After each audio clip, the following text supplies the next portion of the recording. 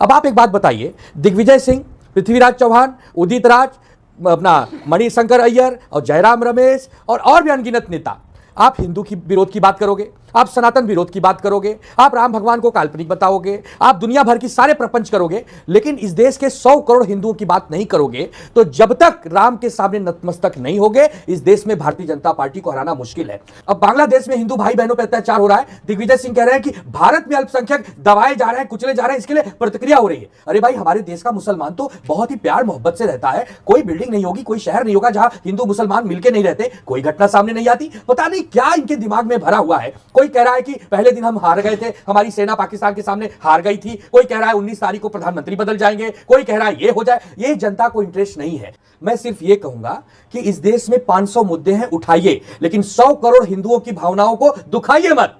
बस यही एक मेरा सवाल है। मैं सनातनी हूं, मेरे सनातन को कोई हिंदू मत कहे, मैं हिंदू हूं, मेरे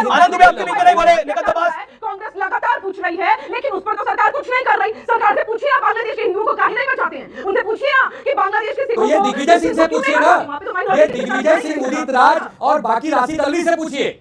अमीश भाई जी, आवाज आ रही है। राशिद अल्वी, उदित राज से पूछिए कि वो क्यों बार बार जहर उगलने का काम कर रहे हैं, हमारे देश के हिंदू मुसलमानों को क्यों लड़ा रहे हैं।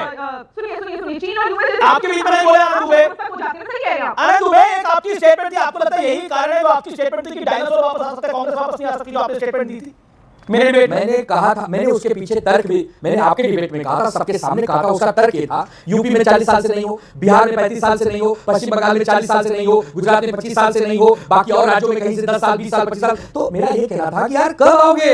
एक बार डायनासोर आ सकते हैं जो हजारों साल पहले विलुप्त हुए हैं, आप कब आओगे? अब लग रहा है कि डबल बार डायनासोरों को बुलाओगे तो भी नहीं आ पाओगे। कारण है क्या लग रहा है सहयोगियों को, हमारे जैसे सहयोगियों के बीच में छुरा भोग रहे हो, मुंबई महानगर पालिका के चुनाव में हमें नीचा दिखा रहे हो, हमें बता रहे हो कि अलग अलग विचारधारा के लोग आ गए। राज ठाकरे जी, उद्धव ठाकरे जी मराठी मानुस के लिए, हिंदुत्व के लिए और मुंबई की अस्मिता के लिए डायनासोर